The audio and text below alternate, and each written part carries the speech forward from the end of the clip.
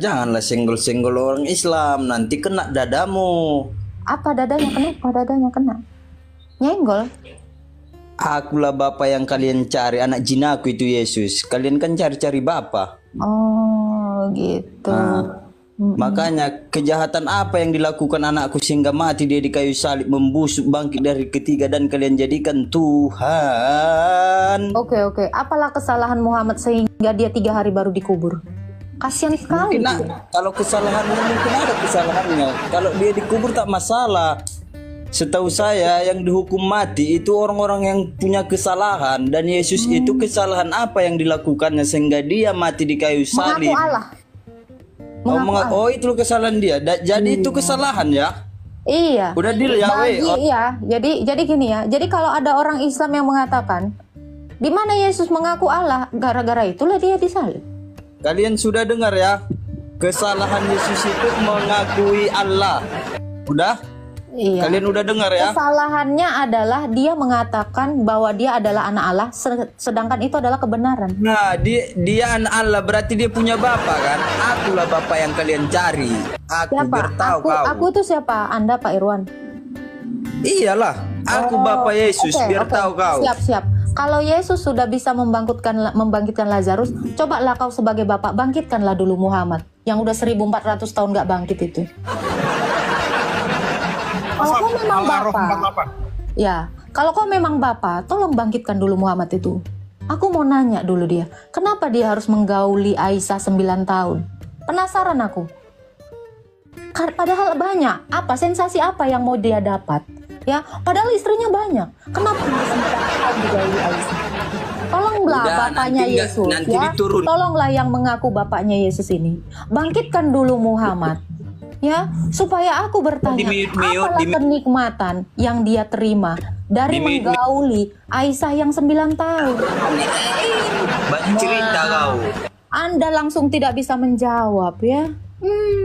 Katanya kau bapaknya Yesus, tapi kau nggak bisa apa-apa. Halo. Mana itu? Bisa bertanya Kak? Islam Kristen bang? Islam Kak? Ada yang mau ditanya? Iya, saya mau bertanya ini. Itu yang disembah Kristen itu sebenarnya Isa atau ini Roh Kudus ya? Allah Tritunggal. Itu Allah Tritunggal itu apaan tuh Kak? Bapa dengan firman dan rohnya Bapa. Jadi itu Isa sebenarnya Allah Tritunggal. Isa itu nggak ada. Isa itu kan Yesusnya palsu. Jadi Yesus. Isa itu adalah kawean dari Tuhan kami. Itu yang kenapa harus Yesus dijadikan Tuhan? Loh, tadi Anda udah nanya, saya jawab. Siapakah Tuhannya orang Kristen? Allah Tritunggal, Bapa dengan firman dan rohnya. Yesus itu firmannya Bapa. Ya kalau kami menyembah Bapa, kami menyembah firman dan rohnya. Yesus itu adalah firmannya Bapa. Itu Yesus dia dilahirkan atau gimana Kak? Dia telah ada, sudah ada, ya. Dia telah ada, yang ada dan yang akan datang, yang Maha Kuasa. Wahyu 1 ayat 8. Kok bisa gitu ya? Lah iya, karena dia adalah Allah yang sudah ada sebelum segala zaman. Makanya tadi kan dia telah ada. Siapa ini? Dia telah ada, berarti sebelum segala abad dia ada. Yang ada sudah ada berarti ya. Dan yang akan datang. Kok bisa gitu? Karena dia adalah Allah. Allah dalam kekekalan. Kekekalan itu tidak merujuk kepada waktu, tetapi tak terbatas. Itulah bako atau kekal. Dan kenapa Isa harus dilahirkan sama Maria? Isa itu siapa? Itu maksudnya Yesus. Kami nggak beriman kepada kaweannya Yesus. Jadi beriman kepada siapa? Allah Tritunggal, kan itu tadi udah saya jawab. Isa di dalam Quran itu adalah kawean dari Tuhan Yesus. Itu palsunya. Itu. Pak Prab, aku balas WA dulu Pak Prab. Lanjut. Itu kaweannya ya Bang ya. Kaweannya nggak jelas. Oh, berarti itu yang di Al-Quran itu tidak sama Kawinnya dengan Yesus. Tidak sama enggak. dengan Yesus sama Isa ya? Iya, beda. Beda. Yang di Al-Quran itu nggak jelas. Kenapa nggak jelas? Lahirnya nggak jelas di kota mana. Coba abang tahu nggak lahirnya di kota mana? Isanya. Saya nggak nanya tempatnya ya, kotanya saya tanya. Kota. Itu aku juga kurang ngerti Kurang juga. tahu. Iya. Iya, betul. Cuma saya Terus bertanya. Injilnya, apa isi Injil yang dibawa Isa? Coba abang tahu nggak? Isa kan katanya bawa Injil. Saya nggak nanya Injilnya di mana. Saya nanya isinya apa, ngajarin apa. Abang tahu nggak? Nggak tahu aku, Bang. Nggak tahu lagi. Ya udah. Terus saya mau nanya lagi. Nih, kenapa kira-kira Allah menurunkan Isa tanpa bapak? Poin apa yang bisa diambil? Kenapa dia mesti tanpa bapak? Nggak tahu lagi. Oh, belum ya? Belum ngomong. Apa? Kira-kira kenapa Isa nggak ada bapaknya? Hal apa yang bisa dipetik? Aduh, nggak kedengaran, Bang. Nggak tahu ya? Tadi Suaranya mana ini? Tadi si abang bilang, Bang, engkau telah mengatakannya, Prof, itu katanya. Ya itulah, Bang. Ya. Bedanya tokoh asli sama tokoh fiktif ya. Yang asli itu pasti akan detail. Dia dari mana? Ya abang pernah punya barang asli nggak? Pernah pasti punya ya. Pasti pernah punya lah ya. Kalau itu Isa. Kalau yang asli itu detail. Kalau Bang, bentar, kalau Isa yang ini yang dikenal sebagai Nabi Allah itu sengaja diturunkan kepada Allah tanpa ayah. Lah iya, maknanya apa tanpa ayah itu? Biar kita sama-sama paham itu. Kira-kira maksud Allah apa? Kesengajaan Jangan-jangan itu kesengajaan itu artinya apa? Kan dia sengaja. Berarti ada alasannya kan ya? Iya, alasannya sih itu semua para Alasan- itu untuk meluruskan agama. Apa Apa yang hubungan? beko? Itu banyak selisih pahamnya agama antara Kristen dan Enggak, kalau mau Islam. meluruskan ya, misal ya, si Prop makan tahu tempe, terus dibengkokkan orang makan tahu doang, luruskanlah. Oh, dia makan tahu tempe, ini buktinya. Bukan cosplay jadi manusia terus nggak ada bapak, nggak nyambung. Nggak nyambung kan? Iya. Mau meluruskan Pak Prop makan tahu dan tempe aja kok, gua harus berubah nih, nggak punya bapak, gua harus lahir nih nggak punya bapak. Apa-apaan? Nyambung lah sikit. Itu. Ya, paham ya? Pak Prop kalau makan tahu tempe, orang menuduh dia makan tahu doang. Ini buktinya dia makan tahu tempe, bukan itu ada anak lahir tanpa seorang bapak. Ini membuktikan bahwa Pak Prop makan tahu dan tempe. Nyambung nggak? Nyambung nggak Pak Prop? Untuk membuktikan kau makan tahu tempe, harus tak ada data lahir dari seorang yang tidak berbapak. Ini logika. Waktu itu usia berapa ya Agatha ya melahirkannya ya kalau di Al-Quran ya? Walau-walam. Di zaman raja apalah gitulah ya, minimal nggak ada tahunnya ya. Kayak Baginda kan, oh di tahun gajah, waktu itu karena ada perang gajah. Nah, di peristiwa apa gitu.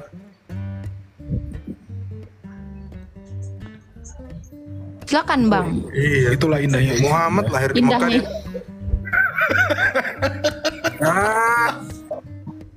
Ya harusnya jawabannya itu. Itu terus masa Merah, Pra, merah. salahnya di mana? Gitu. Jawabannya Pra, jaringan lu merah, Pra. Nih jaringannya Pramu ini kena ajab. Sang dia hilang. Itu ya minimal ya memang ya. Ini logika-logika sepele gini nih harusnya ada di setiap orang yang mengaku beriman. Gimana Pak Prop? Ulang lagi Pak Prop. Ini bener-bener Pak Prop ini sinyalnya kena ajab. Pra, capek-capek kau ngomong, Pra, nggak ada suara, Pra. Nggak ada. Sinyalnya ini nanti bentar lagi mungkin. Nah ini udah lancar. Udah. Silakan Pak Prop.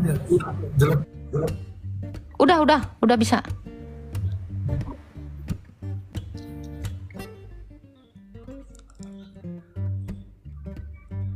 Gak ada juga suaranya. Emang nggak ngomong. Oh, nggak ngomong. Silakan Pra, ulang lagi Pra.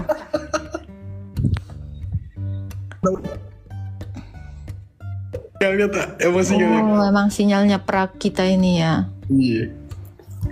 Agatha mengira ini hubungan keluarganya dari mana ya? Dari TikTok. Iya, tapi Pra itu untuk yang satu marga. Agatha kalau di Batak itu hanya satu marga gitu, nggak bisa. Makanya laki-laki manggil laki-laki bisa lae gitu. Itu untuk yang beda marga. Anggaplah, Gitu. anggaplah kesabaran. Laki-laki Agatha. Ya. Oke, lanjut lagi ya. Romo nyimak ya, asik. Seru kan Romo? Ya, ya seru. Iya.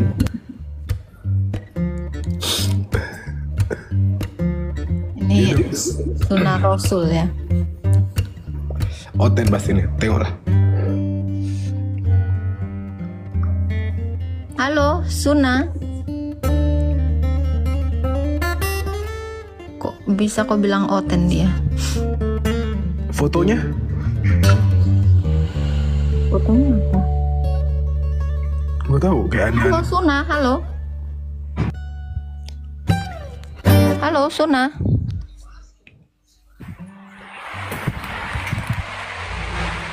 Halo, Babe. Halo, Shalom. Islam Kristen, Babe. Halo. Halo, Ya. Islam Kristen, Babe. Kristen. Ya, ada yang mau ditanya, Babe? Iya, memang kalau saya tadi udah ngikutin dari awal itu memang cara Islam dengan Kristen itu beda banget. Enggak itu. Ada yang mau ditanyakan di sini, gitu. Ya, saya mau tanya cuma ini aja. Yesus kan, Tuhan Yesus kan lahirnya kan di Yerusalem kan? Dan Betul. Pada saat itu kan banyak agama Yahudi di situ. Nah, pertanyaan saya, kenapa sampai sekarang Yahudi kok tidak percaya sama Tuhan Yesus ya? Itu murid-murid Yesus itu semua orang Yahudi. Ya, padahal kan di situ udah ada saksi-saksi. Bukan. Murid-murid Yesus itu, bahkan yang ribuan yang mengikut dia itu semua orang Yahudi. Gimana Anda mengatakan kenapa orang Yahudi tidak ada yang mengikut Yesus gitu? Yahudi yang Anda maksud ini yang mana? Yahudi Yang sekarang. KW yang sekarang. Oh, itu Ya. bukan Yahudi itu. Karena Yahudi purba itu tidak yang demikian, pakai topi koboi, pakai jas, ibadahnya jedot-jedotin kepala. Nah, itu Yahudi buatan. Yahudi buatan abad 10. Ya, jadi kalau Anda mengatakan kenapa Yahudi itu tidak ada yang percaya kepada Yesus, itu semua murid Yesus orang Yahudi. Yesus sendiri itu orang Yahudi dalam kemanusiaannya. Iya, benar. Yesus sendiri kan dia kan orang dari keturunan Yahudi. Jadi yang sekarang ini Pak, yang di Israel sana itu adalah agama buatan baru abad 10. Makanya kenapa mereka tidak percaya kepada Kristus? Karena sama seperti RT6, itu agama baru. Ya, agama buatan. Betul, RT6 benar. Itu ya Yahudi yang sekarang ini antikris itu Pak. Itu bukan Yahudi pengikut Yesus itu. Mereka Iya. tidak tahu siapa Sampai yang sekarang- mereka ini. Sampai sekarang kan mereka kan masih menunggu juru selamat kan untuk datang. Bukan, mereka nggak nunggu juru selamat mereka. Seperti itu. Enggak, mereka nggak nunggu juru selamat. Itu antikris. Mereka itu antikris. Karena mereka menganggap kan, ini kita diskusi ya. Jadi mereka itu kan menganggap itu kan Yesus tuh manusia kan sampai sekarang ini kan, itu kan. Loh, Jadi orang Kristen juga mengakui Yesus itu manusia dan Allah. Ya waktu wujud ke dunia kan manusia Tuhan Yesus. Loh, Allah dan manusia itu nggak bisa dipisahkan.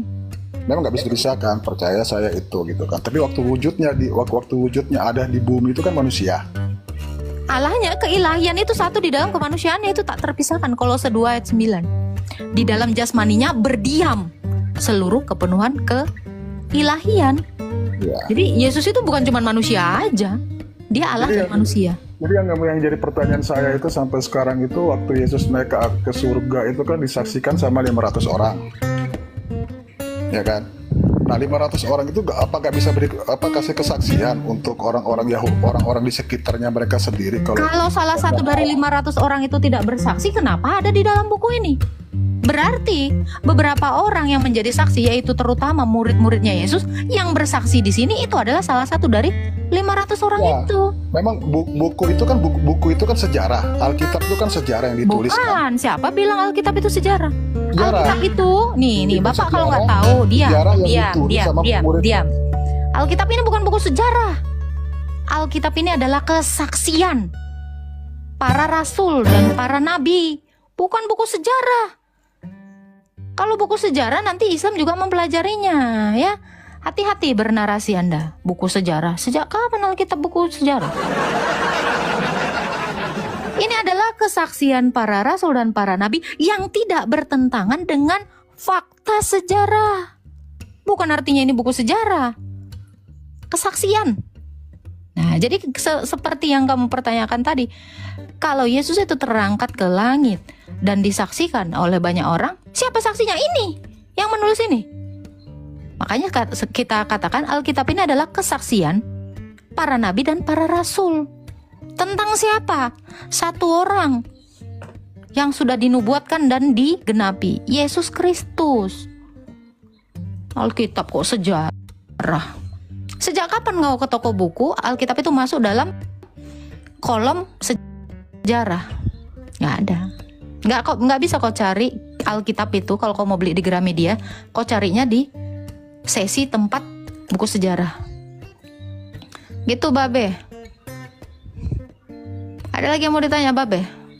Papi Unyu. Apakah Anda ngaku-ngaku Kristen, bro? Ini banyak yang ngira. Kadrun, pura-pura Kristen. Orang Kristen pun juga belum tahu kan sebenarnya sejarah untuk yang adanya buku Alkitab. Tahu lah. Makanya Pak, dari tadi saya ini ngomongin kanonisasi Alkitab. Kalau kamu bilang orang Kristen pun nggak tahu, ya justru ini ada karena orang-orang Kristen pertama itu berkumpul dalam gereja. Jadi kalau kamu bilang orang Kristen juga nggak tahu, gigi kau nggak tahu. Ini ada karena ada orang Kristen, karena ada gereja. Gereja lah yang mengkanon ini. Siapa gereja perdana? Itu para rasul. Makanya Yesus berkata apa di dalam Matius 16 ayat 18? Petrus, di atas batu karang ini, di atas imanmu kudirikan gerejaku. Enggak, Jadi saya kalau tanya. kamu bilang orang Ini Kristen hidup itu ya? Hidup ya? Tes 1 2 hidup ya? mati, kau mati.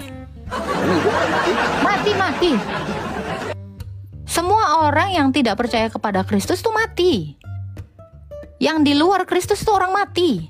Lagi nunggu aja waktunya mati. Gitu. Buku tulisan-tulisan itu ditemukan di mana? Buku-buku itu ketemunya di mana Ini tulisannya? bukan ditemukan. Tetapi kesaksian Rasul itu dituliskan jadi ini buku, bukan diketemukan. Orang Kristen itu yang menuliskan kesaksiannya tentang Tuhan Yesus di salin di sini. Nggak ngerti sih kau bahasa Indonesia? Karena ada Kristus, maka saksi-saksi dan pelayan firman Tuhan itu menuliskan ini. Ini ada karena itu kan ditulis. Buku itu kan ditulis perjalanannya. perjalanan Ya, apa? Perjalanan perjalanannya Yesus kan, perjalanannya dia. Islam kali kok di perjalanan.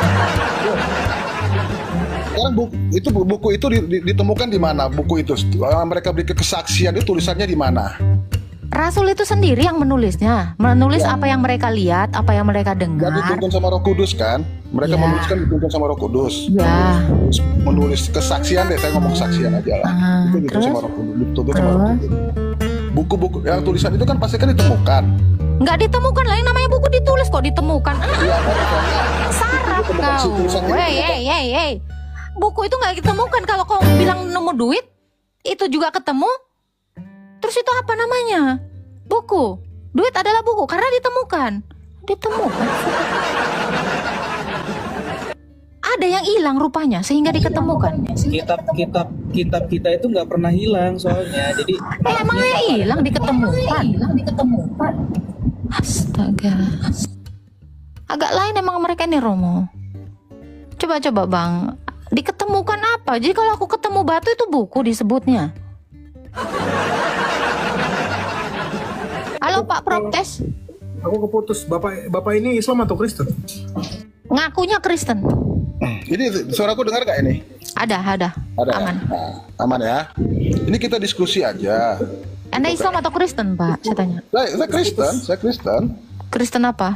Saya Kristen Protestan. Coba Pak. Anda mengatakan buku ditemukan, sebelumnya hilang kemana? Bukan. Jadi misalnya gini, salah satu murid dia nulis kesaksian satu buku nih, ya kan? Murid ini lagi dia tulis lagi kesaksian buku ini satu lagi yang tentang kesaksiannya dia, misalnya Markus, Matius, Lukas, itu kan murid-muridnya Tuhan Yesus. Nah, buku yang tulisan kesaksiannya mereka itu kan pasti kan berpencar kan di tahun yang berbeda kan. Nah, enggak berpencar. Gereja itu satu, Pak. Mana ada berpencar? Pada saat Alkitab Tunggu. Gereja itu satu, Pak. Gereja itu mengajarkan yang satu.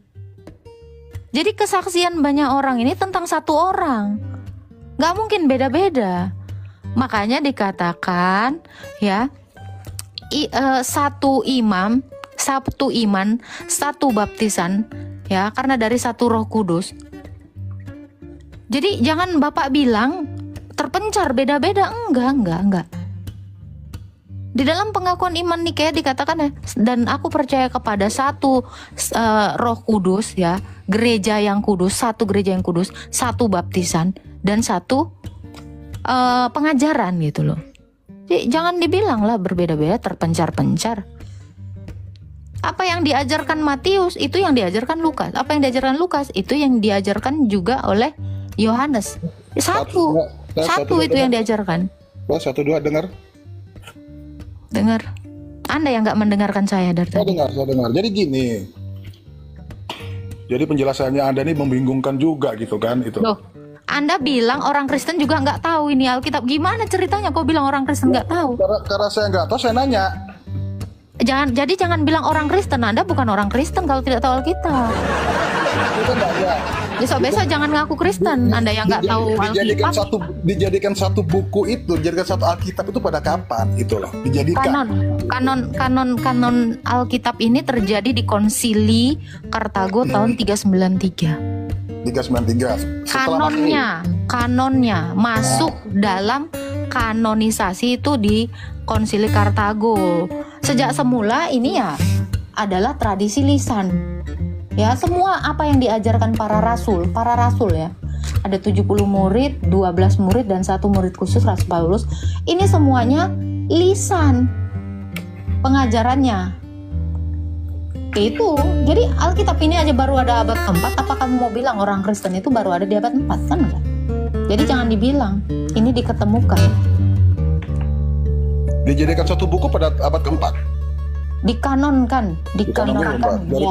Dari perjanjian lama sampai perjanjian baru. Iya dong. Itu. Ya, udahlah. Gak tambah bingung saya dengarnya. Iya, Bapak mungkin perlu belajar ini, Pak. Perlu belajar sejarah gereja. Dari Ortodoks lah, sejarah gereja gitu. Supaya nggak bingung. Dan juga sejarah gereja, jangan ambil yang ngaku-ngaku Kristen. Wajar, karena rata-rata gitu pasti. Ya, jadi kalau Islam itu memang harus bingung. Makanya mereka kan tiap hari minta jarang nurut. Tuhan kasihanilah. Ya. Kita maklumin aja. Prof, mungkin ada yang mau dikasih tambahan, Pak Prof? Iya, tadi Pak Prof tadi terputus ya. Ayo Pak Prof dilanjutin lagi yang tadi coba. Silakan Pak Prof, mungkin ini udah jelas. Ya udah ini sih orang udah pergi juga. Aja. Aku rasa semua teman-teman Kristen ya, mau Protestan mau apa juga udah tahu lah. Pengkanonannya seperti itu. Kok malah sejarah gereja malah ditolak. Terus dikira Alkitab kita dari mana turunnya? Gedebuk juga di Gua Hira kan enggak. Tapi ada loh yang dari karismatik yang mengatakan, jadi ada orang-orang pilihan itu mereka berdoa bersama, terus kemasukan Roh Kudus, terus mulai ini menulis dan berkata gitu. Ada loh. Nggak apa-apa, promo itu kita skip aja. Aku senantiasa mengucap syukur kepada Allahku karena kamu atas kasih karunia Allah yang dianugerahkannya kepada kamu dalam Kristus Yesus. sebab di dalam Dia kamu telah menjadi kaya dalam segala hal, dalam segala macam perkataan dan hal. Segala macam pengetahuan sesuai dengan kesaksian tentang Kristus yang telah diteguhkan di antara kamu, demikianlah kamu tidak kekurangan dalam suatu karunia pun sementara kamu menantikan pernyataan Tuhan kita Yesus Kristus. Ia juga akan meneguhkan kamu sampai kepada kesudahannya, sehingga kamu tak bercacat pada hari Tuhan kita Yesus Kristus. Allah yang memanggil kamu kepada persekutuan dengan anaknya Yesus Kristus Tuhan kita adalah setia. Tetapi aku menasihatkan kamu saudara-saudara demi nama Tuhan kita Yesus Kristus, supaya kamu seia sekata dan jangan ada perpecahan di antara kamu, tetapi sebaliknya supaya kamu erat bersatu dan sehati berpikir. Sebab saudara-saudaraku, aku telah diberitahukan oleh orang-orang dari keluarga Chloe tentang kamu, bahwa ada perselisihan di antara kamu. Yang aku maksudkan ialah bahwa kamu masing-masing berkata, aku dari golongan Paulus, atau aku dari golongan Apolos, atau aku dari golongan Kefas, atau aku dari golongan Kristus. Adakah Kristus terbagi-bagi? Adakah Paulus disalibkan karena kamu? Atau adakah kamu dibaptis dalam nama Paulus? Aku mengucap syukur bahwa tidak ada seorang pun juga dari antara kamu yang aku baptis selain Krispus dan Gaius, sehingga tidak ada orang yang dapat mengatakan bahwa kamu dibaptis dalam namaku. Juga keluarga Stefanus aku yang membaptisnya, kecuali mereka aku tidak tahu. Entahkah ada lagi orang yang aku baptis? Sebab Kristus mengutus aku bukan untuk membaptis, tetapi untuk memberitakan Injil. Dan itu pun bukan dengan hikmat perkataan, supaya salib Kristus jangan menjadi sia-sia. Sebab pemberitaan tentang salib memang adalah kebodohan bagi mereka yang akan binasa, tetapi bagi kita yang diselamatkan pemberitaan itu adalah kekuatan Allah. Karena ada tertulis, aku akan membinasakan hikmat orang-orang berhikmat dan kearifan orang-orang bijak akan kulenyapkan. Di manakah orang yang berhikmat? Di manakah ahli Taurat? Di manakah pembentah dari dunia ini? Bukankah Allah telah membuat hikmat dunia ini menjadi kebodohan? Oleh karena dunia dalam hikmat Allah tidak mengenal Allah oleh menyelamatkan mereka yang percaya oleh kebodohan pemberitaan Injil. Orang-orang Yahudi menghendaki tanda dan orang-orang Yunani mencari hikmat. Tetapi kami memberitakan Kristus yang disalibkan, untuk orang-orang Yahudi suatu batu sandungan, dan untuk orang-orang bukan Yahudi suatu kebodohan. Tetapi untuk mereka yang dipanggil, baik orang Yahudi maupun bukan Yahudi, Kristus adalah kekuatan Allah dan hikmat Allah. Sebab yang bodoh dari Allah lebih besar hikmatnya daripada manusia, yang lemah dari Allah lebih kuat daripada manusia. Ingat saja saudara-saudara, bagaimana keadaan kamu ketika kamu dipanggil menurut ukuran manusia. Tidak sebanyak orang yang bijak, tidak sebanyak orang yang berpengaruh, tidak banyak orang yang tersandung. Tetapi apa yang bodoh bagi dunia dipilih Allah untuk memalukan orang-orang yang berhikmat. Dan apa yang lemah bagi dunia dipilih Allah untuk memalukan apa yang kuat. Dan apa yang tidak terpandang dan hina bagi dunia dipilih Allah. Bahkan apa yang tidak berarti dipilih Allah untuk meniadakan apa yang berarti. Supaya jangan ada seorang manusia pun yang memegahkan diri di hadapan Allah, tetapi oleh Dia kamu berada dalam Kristus Yesus, yang oleh Allah telah menjadi hikmat bagi kita. Dia membenarkan dan menguduskan dan menebus kita. Karena itu seperti ada tertulis, barang siapa yang bermegah, hendaklah ia bermegah di dalam Tuhan. Demikianlah pula ketika aku datang kepadamu, saudara-saudara, aku tidak datang dengan kata-kata yang indah atau dengan hikmat untuk menyampaikan kesaksian Allah kepada kamu, sebab aku telah memutuskan untuk tidak mengetahui apa-apa di antara kamu selain Yesus Kristus, yaitu Dia yang disalibkan. Aku juga telah datang kepadamu dalam kelemahan dan dengan sangat takut dan gentar. Baik perkataanku maupun pemberitaanku tidak kusampaikan dengan kata-kata hikmat yang meyakinkan, tetapi dengan keyakinan akan kekuatan Roh, supaya iman kamu jangan bergantung pada hikmat manusia, tetapi pada kekuatan Allah. Sesungguh pun demikian kami memberitakan hikmat di kalangan mereka yang telah matang, yaitu hikmat yang bukan dari dunia ini dan yang bukan dari penguasa-penguasa dunia ini, yaitu penguasa-penguasa yang akan ditiadakan. Tetapi yang kami beritakan ialah hikmat Allah yang tersembunyi dan rahasia, yang sebelum dunia dijadikan telah disediakan Allah bagi kemuliaan kita. Tidak ada seorang penguasa dunia ini yang mengenalnya, sebab kalau sekiranya mereka mengenalnya, mereka tidak menyalibkan Tuhan yang mulia. Tetapi seperti ada tertulis, apa yang tak pernah dilihat oleh mata dan tidak pernah didengar oleh telinga dan yang tidak pernah timbul di dalam hati manusia, semua disediakan Allah untuk mereka yang mengasihi Dia. Karena kepada kita Allah telah menyatakannya oleh Roh, sebab Roh menyelidiki segala sesuatu, bahkan hal-hal yang tersembunyi dalam diri Allah. Siapa gerangan di antara manusia yang tahu apa yang terdapat di dalam diri manusia selain roh manusia sendiri yang ada di dalam dia?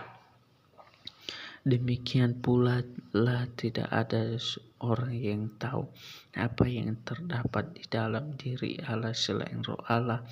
Kita tidak menerima roh dunia, tetapi roh yang berasal dari Allah, supaya kita tahu apa yang dikaruniakan Allah kepada kita. Dan karena kami menafsirkan hal-hal rohani kepada mereka yang mempunyai roh, kami berkata-kata tentang karunia-karunia Allah dengan perkataan yang bukan diajarkan kepada kami oleh roh hikmat manusia, tetapi oleh roh. Tetapi manusia duniawi tidak menerima apa yang berasal dari roh Allah, karena hal itu baginya adalah suatu kebodohan dan ia tidak dapat memahaminya, sebab hal itu hanya dapat dinilai secara rohani.